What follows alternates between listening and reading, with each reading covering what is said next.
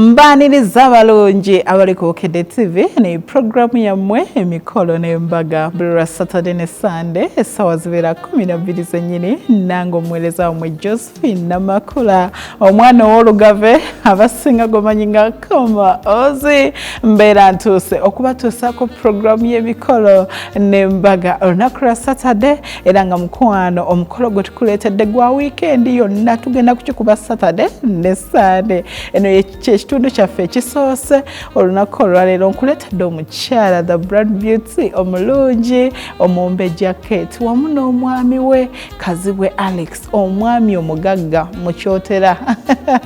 bano nga bawangalira ku Kyotera Masaka era nga gye baazimba amaka gaabwe ate gye baakulira bonna baali ba neighbors kuva buto nga beeraba naye mukwano Katonda yabawa omukisa ne bagwa mu ssente mukwano gwange simanyi kyenyiza kugamba ku mukolo gwe nkuleetedde olunaku olwaleero kubanga gujjudde ebirungo byonna bye weetaaga okulaba naye weetegekere ogugo njagala okutegeeza nti omukolo guno gwali wali eri Ekyotera mu maka g'omwami omugenzi omulangira atuzaalira Omumbejja Kate wamu ne maama era nga maama ye waali mulamu ddala munzikirize nsooke mbatwale mwekkaanye nga bako baffe abalungi ab'ensonga batuukira mu budde era olwamala okutuuka batuukira mu kulya ne bazaala omuko Kazibwe Alex wamu ne banne era oluvannyuma awo n'emikolo negitandika mu butongole.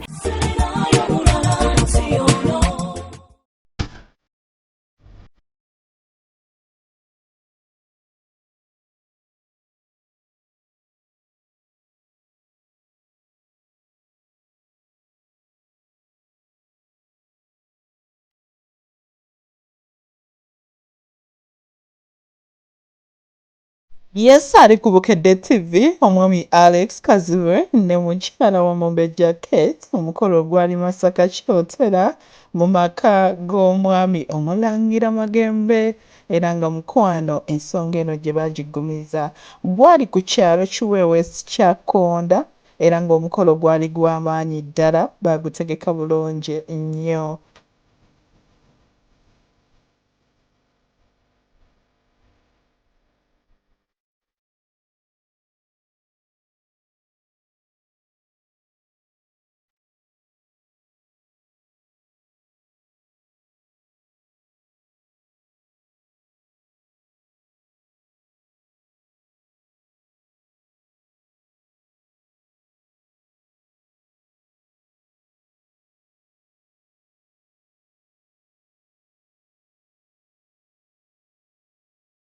Kate akuzaali atya era Kate kifaananyi kikyoyinza omusiigira omuntu ali eyo asobole okumutegeera obulungi?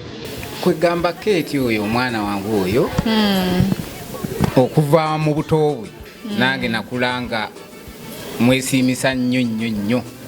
era okusinziira ku byatutuusizaako bino era kyeyakula tulaga ekyo nyabo. Bugambo ki bw'omukuutira ye n'omwami we biki byalina okunywererako okubanga bakuumagana bonna ebbanga lyonna yadde ng'olwedde abadde naye mu bufumbo? Kate musabira akuuma ebbaawe bulungi era abe nga amukwata bulungi ng'era bw'abadde amukwata tagamba kwefuula kiwazi nti ntuuse kukula erikola ki erisembayo abeere nga yeyongera mumugondera namukwata bulungi. Amanya nze mugamba Emmanuel ni musajja mulangira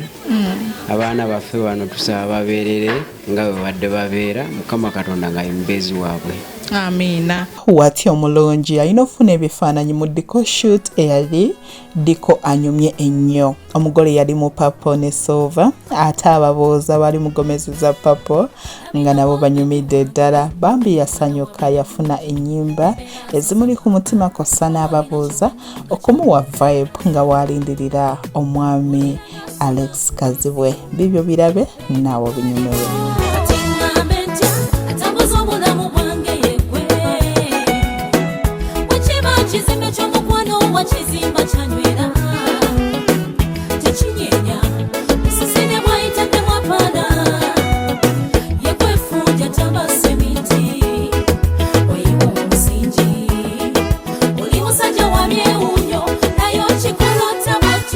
Chikolo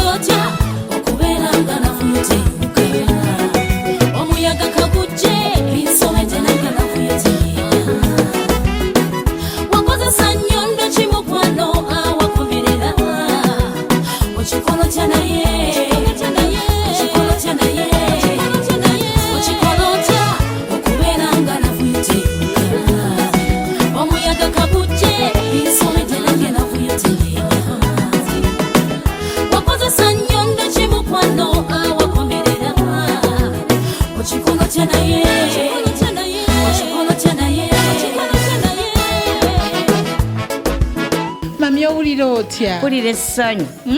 kasooka mbeerawo mu nsi sirifunanga Bambi badde nnyina Keeti yasoose. kwebali kale naye kati ate essanyu lino liyitiridde I know. bannayiza essanyu lyempulira olwaleero sirifunangako Bambi kati ku ssaawa zino mbulwa bubulwa ddakiika kuzaala mwana mulenzi Keeti ampeseza ekitiibwa kuba emyaka gya Keeti gyali gy'abaana nga batandise okulaluka naye Keeti nga mpuliriza nga tafaayo nti ate tata taliiwo manyi abaana bajooganya abakyala tiyanjoogako era nga bw'atanjooga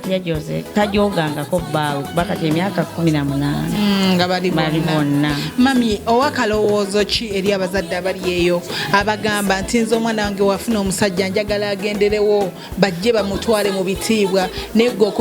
ogumiikiriza emyaka 18 nga Keeti tajjanga waka n'omusajja bo bakakibowa abazadde abali eyo n'abaana abali eyo abazadde bagumiikirize kubanga omwana bw'anajjewo enkeera anajjewo n'asaba omunnyo naye kati balina kumala kwezimba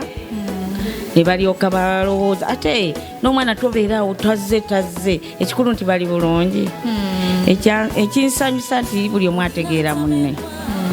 Keeti ategeera nnyo bbaawe ne bbaawe ategeera nnyo Keeti buli omu awuliriza munne y'ensonga lwaki basobodde okwekuma myaka egyo basobola okutuuka ku kkula lino kituufu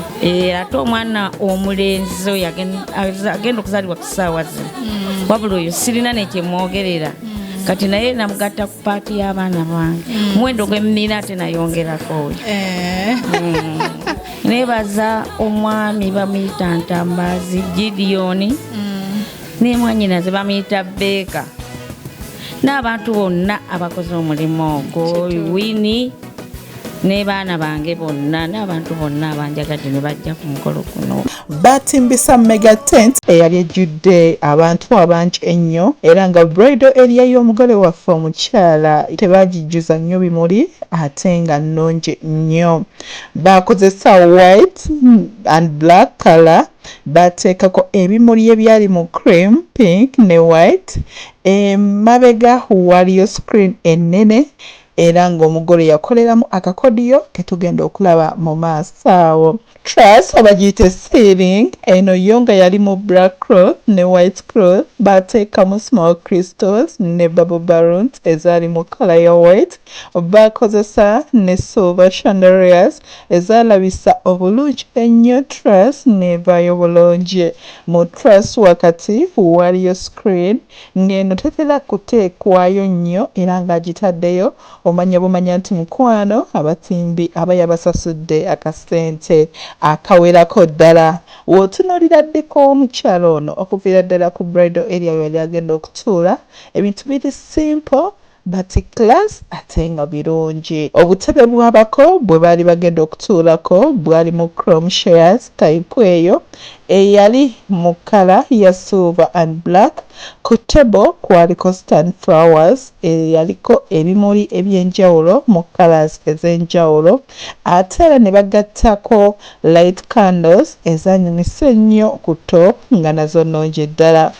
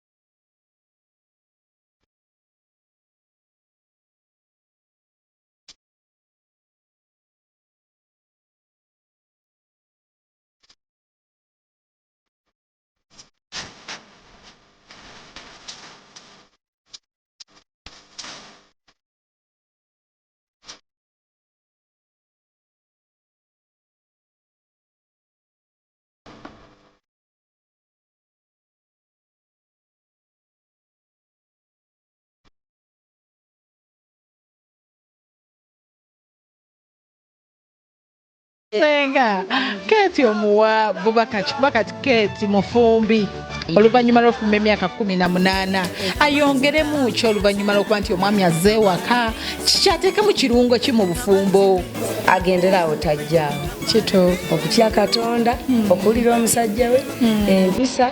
n'obukozi kozi mukozi alina empisa ate Keti mulungi kituufu bulungi omusajja ate abakamuwa omutabani waffe leero ng'ogenda okuzaala omwana w'obulenzi omwagala nnyo akwatidde bulungi Keti bambi awuliriza nnyo Keti byamugamba yeresa abasajja byonna byomanyi bye bakola Keti bwabanga yamugaanyi era awuliriza Keti yekka bambi kulaba nti era batuuse wano kituufu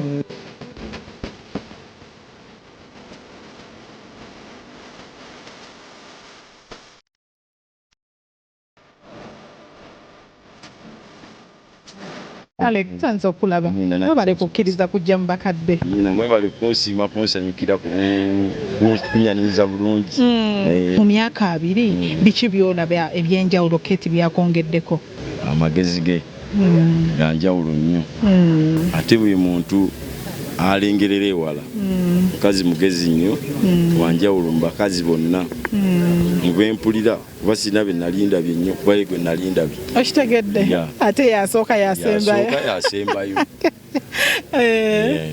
Keti womutunuulirawo oti kikyolaba n'ogabya ddala nalonda omukazi ntunuulira obulungi bwe nenzizaako amagezi ge kwegana empulira nga ensi ninga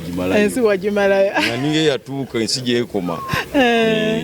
omusuubiza kino kiwedde asuubire ki tusuubira okufuna obufumbo obutukuvu era obudde bwonna tubutuukako ekintu okiwadde obudde wakola okukyala momenti eyo ngenda saba producer agiteekemu noleeta Liam before kola kukyala wakola proposal Liam voice najja surprise eyo yali etya wakitegeka otya lwaki wakikolawo otyo nakikolawo nti olw'okuba nti njagala mukyala wange ate nga mmanyi byayagala nambe abyogerako naye n'abirekawo atayagala kubigira nobiteeka mu mutwe nembiteeka mu mutwe nembiteeka mu nkola kino maliwe nkola kino nzizaako ekiddamu akaliyamu kaali kanjawulo nnyo teri akola proposal n'aleeta muyimbi nalaba nga kyasukka kyakusukkako bannaye tuli basanyufu nnyo okubeera nga tubedde ku mukolo guno era mbasanyukiddeko nnyo baganda bange okubeera nga batuuse ku kkula lino kuba kintu si kyangu okusalawo bwe kuti si kwangu twebaza abantu bonna abasobodde okujja ku mukolo gwa muto wange Alex Kazibwe tweyanze gemwe bali muwa maanyi n'okumuzaamu amaanyi nti ensigo gye yasiga akungudde bulungi tweyanzeege olunaku lwa leero omukulu atuuseeko katusabe Mukama atuwe ekisinga obulungi lutambule bulungi kituufu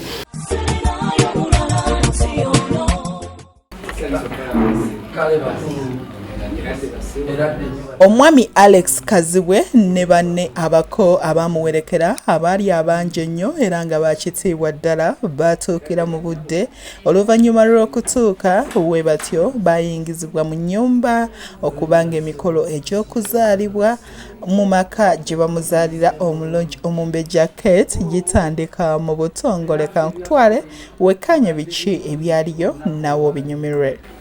Ekyamagero kyaffe kiri wano ekyamagero kyaffe kiri wano ekyamagero kyaffe kiri wano era ngenda nakyo tubuuka naye mutunulye ku kamera ziri muzigambe awiwi nazo ziba zibalaba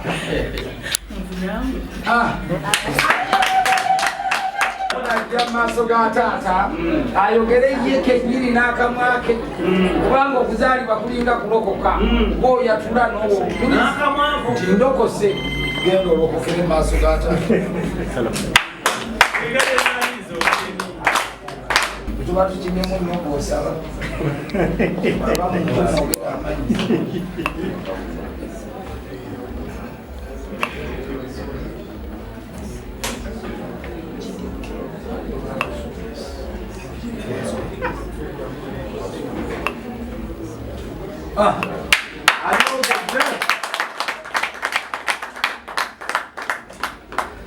ebyemmwanyi baba batambuza n'abaza bafune emmwanyi bali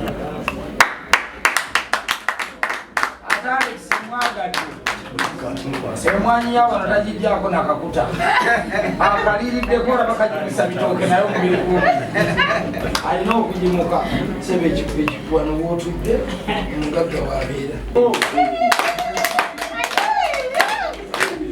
mbaliranda okulaba Kawasa ajja nga musanyufu bwati anti ebizibu byebireetera abamu obutasanyuka naye ono kati akyalina kizibu kino era amaze okulondebwa senga yamulonze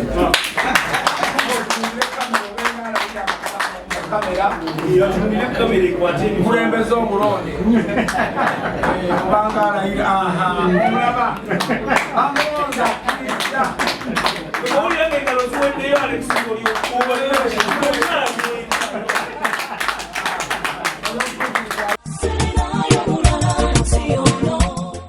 nga beffe bazzukulu bakyeyuna emirembe abeddira Nakinsige muli bannakinsige essebo abalangira tugatte kalulu n'engalo abakyazizza ab'ennyonyi abakuma ekyoto ate nga twayonka bulungi ku bazzukulu ba Buganda Ntege Walusimbi ebakka mu Busiro nnyabwe wafumbe abange owaffe Wangabi bano tetubalinaako kakwate era ekyo tutukubira engalo ssebo mukulu tusaba bwe kubanga kwe kusiima kw'ennyumba eno n'olujja luno bwe muba temutulabye mu buzibu bwonna mutuganye tubasemberere kubanga Omuganda agamba ti emboozi endagiriza egwana bayomba kaalino kino kankikubuulire essebo wano wozozza Ekyakkonda emukulu eno disitulikiti ekulemberwa musajja eyaweebwa erinnya erinnya ezzito erikanga ng'ate naye waali wano Kisekulo wangi Kintu wangi Kintu Kisekulo tugenze kusekulwa leero kaagano bwe kiba nti ono yakulembera disitulikiti eno essebo kkiriza nkutegeeze nti mmwe tetubeeraliikirira wabula weewaawo akabi tekabulwa asomba essebo olabanga ab'ebulamba baakoze omulimu omulungi naye kabajje beetegereza okulaba nti buli gwe baalabye yeewuuyo ayingira naye era bwe balengera Reverand ono nga naye kwali bajja kumanya nti beffe era baludde buli okutuuka ni lwaki buli Reverand afaanana omulongo anti era ono abeera mulongo Reverand ne Katonda Oluvannyuma lw'omuko ow'ensonga omwami Kazibwe Alex okuzaalibwa nga akkiriziddwa mu maka gye bamuzaalira omulungi Omumbejja Kate gwawangadde naye emyaka 2 abaagalana bano ababiri ekintu bakisoosowaza era ng'ono omugagga yawerekerwako bagagga banne bonna ensonga ne bagijanjawaza abako baali bangi ddala era nga n'omukolo gwali muteeketeeke ekimala we batyo bayorekera butereevu wali eri ku tent we baali babategekedde okutuula era abaana ab'obuwala abasawo ne batandika omulimu gwabwe kankutwala onyumirwe biki ebyaliyo nga bayingira ekidaala.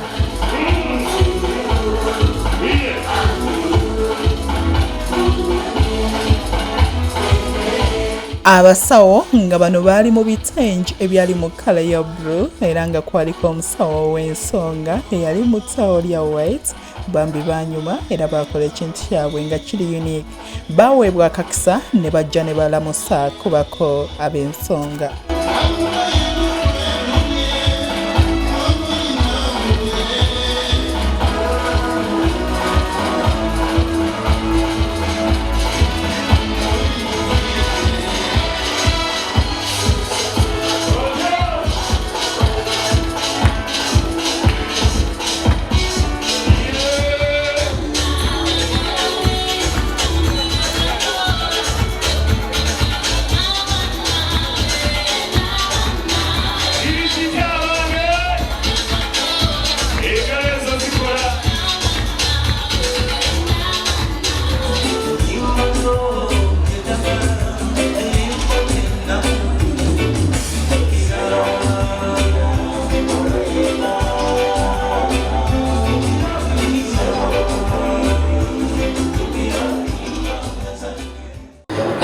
Enyambala bwe bayeguddewo 226 Ekyakkonda naffe tugikopye ebayisiza bubiri open it off namoroka yebeeyo yonneebeera open roof. Wamma baana bange ekiteeteeyi kyammwe nga kimaze okufuna erinnya lya open roof mwaniriza abagenyi nga bulijjo bwe tukola. Eradde nnyo nnyo ensiba yawana ekyakkonda ekkubo teritumenye koolasi atuukira ddala mu lujja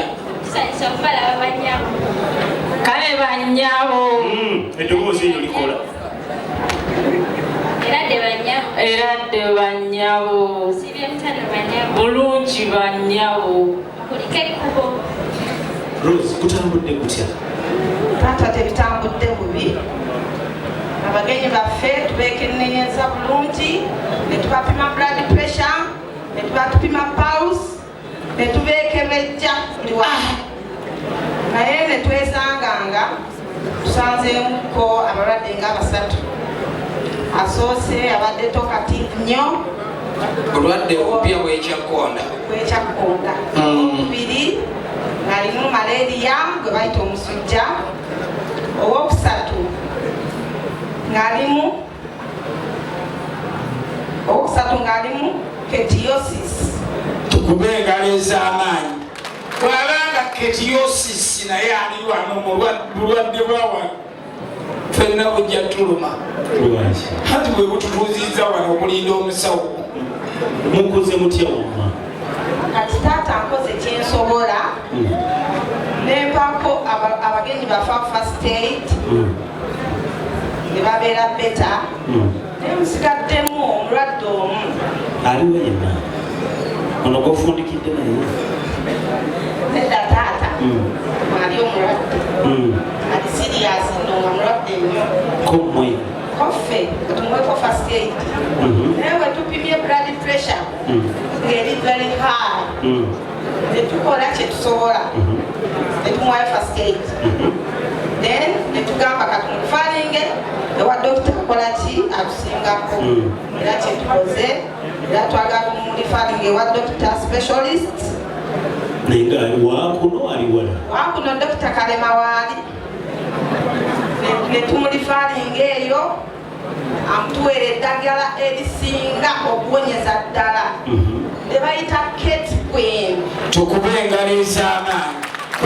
kwegamba ketiosis ajjanjabibwani Kate Queen. bannange kana akataayi k'omukinyi mbadde sikalabangako nga tusanyusa okubalaba okutuuyanatuuyana oli muyombi oba kabugumu bannange tulaba ku ki mukulu kati kana akaviiri ke bayitaani ketyani maama nakalaba wano olwaleero musawo bulijjo sinnakwetegereza olina n'emizigo gy'abapangisa gibulamu bagiyingira kwata ngusasudde 226 omuzigo naawe kwata olifuna omuzigo ng'ozimbye tuliraba naawe kwata mwoyo mutuukirivu akubeere ogumiikirizanga ne mwoyo mutuukirivu naawe nkwongedde mukama abeere naawe kwata ssente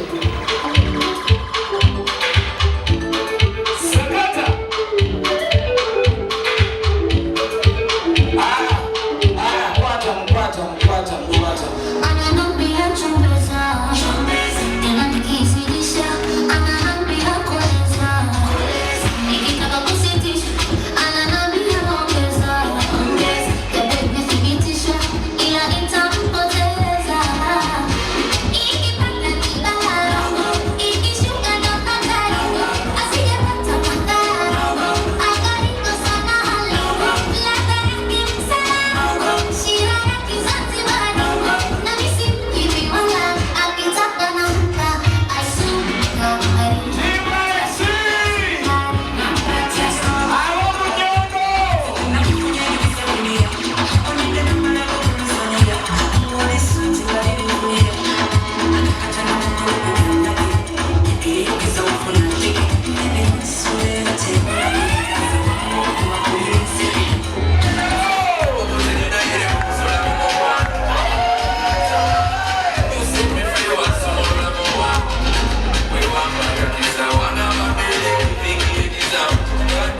peya eyaddako okubuuza nga bano baali mu Papo Gomasi bambi nga balabise bulungi buli kimu ne kivaayo nga baali bakyetaaga bajja basanyufu.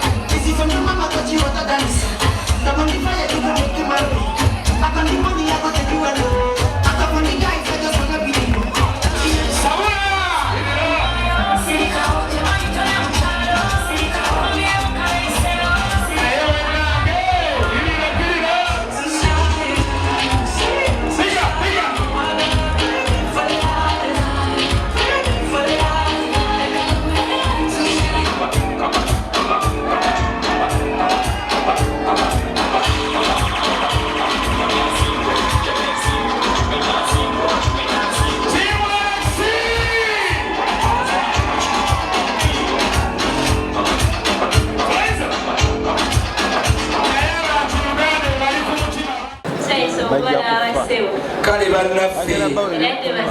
eradde ennyonnyo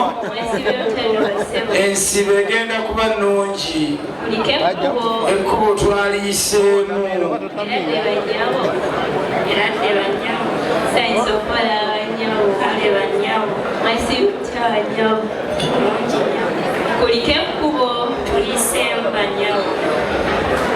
nti lwakuba ebbaluwa yalimu olunaku lumu nti nga 3 naye mwandibadde mwongeramu n'akalala nti omukolo gwa nnaku 2. kati ki ekikuugiza kiti okulya kokka kututte lunaku lulamba omugole tannajja olunaku lusibye n'ogamba nti guno si gwa nnaku 2 mu kyotera ne kyakkonda yenna. kati kola bwoti essebo bano bagende bajje ajje ani obadde ogayagala omugole ajje bano balagawa abo baddeyo bayite wano musituke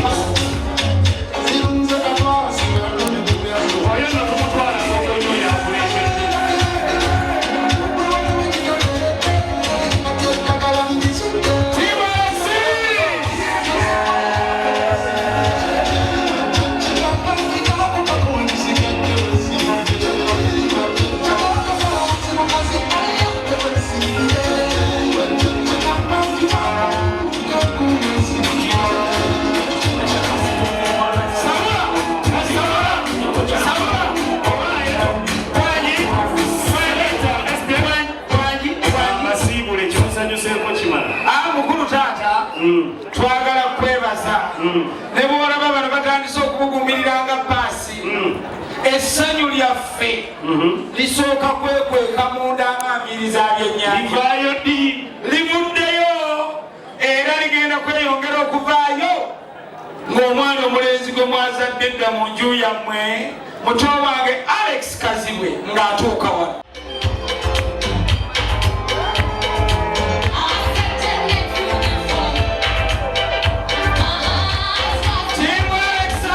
Akaseera kasenga ow'ensonga ono nga yajja ne banne waatyo n'aleeta omuko oluvannyuma lw'omuko okuzaalibwa mu maka gye bamuzaalira omumbejja Kate.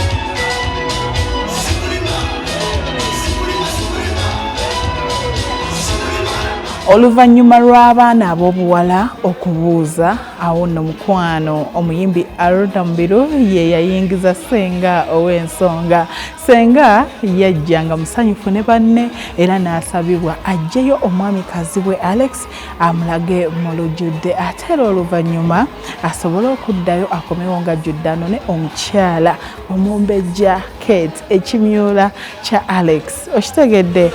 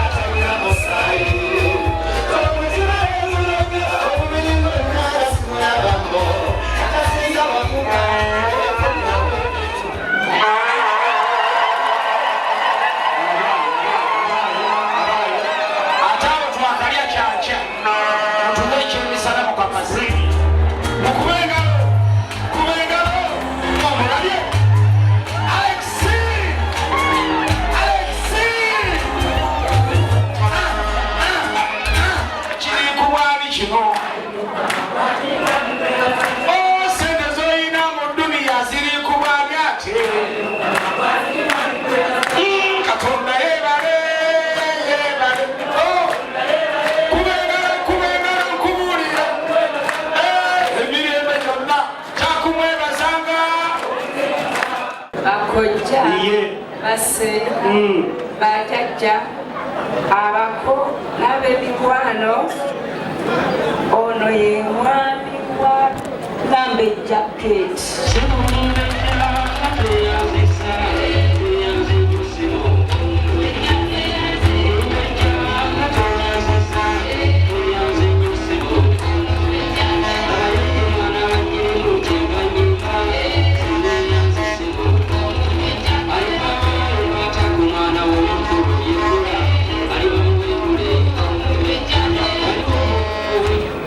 Kitaffe omulungi omwagalwa, Katonda ayinza byonna, tukwebaza olw'abakadde ba Kate. Bazadde be bamuzaala, ne bamukuza, namulabirira bulungi n'atekebwatekebwa ng'omwana ow'obuwala. Kaakano akuŋŋaanyiza ekibiina kino era mu bantu baleese ffe Alex yakuzibwa obulungi atukulembedde. Nkwebaza Mukama olw'omukolo guno kubanga mu Lubereberye essuula ya 24 tulaba ekigambo eky'okwanjulwa n'okwanjula. Tulaba abantu nga bawerekera ogenda okukola ensonga ey'ekitiibwa. Nkusaba Mukama olw'omukisa omukolo guno era ogutukuze. Byonna ebigenda mu maaso olw'omukisa aboogezi baffe n'ebigenda okwogerwa. Beera mu mukolo guno nkusaba obeerewo mu linnya lya Katonda Kitaffe, Katonda Omwana, Katonda Omwoyo Omutukuvu. Amiina.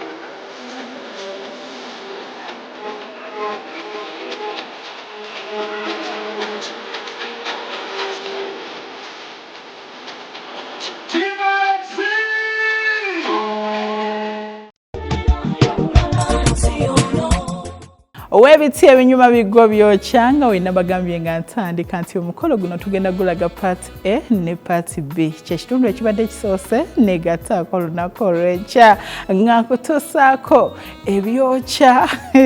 ekitundu ekyokubiri mu mukolo guno. Eno bingi byotagenda kusubwa ennyambala y'omugole omukyala, ebintu omwami bye yaleeta, omwalizi bodaboda 10 ng'azireese ku buko, bannange Justin Noz washing machine nga ziringa 8. Njogere ki ku muntu ono omwami Alex asobodde okuweesa mukyala we ekitiibwa. Bannange buli mukyala kyayayanira ate era akyetaaga. Ebintu byali byanjawulo ddala byonna ogenda kubigwako olunaku olw'enkya tugenda kubanga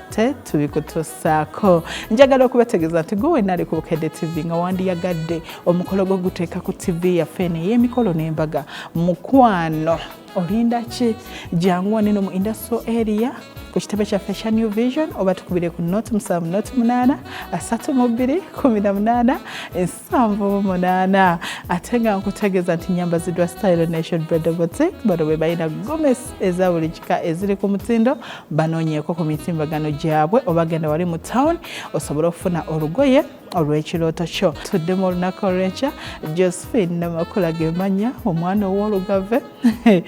abasinga gomanyi nga Komo Ozi mweraba.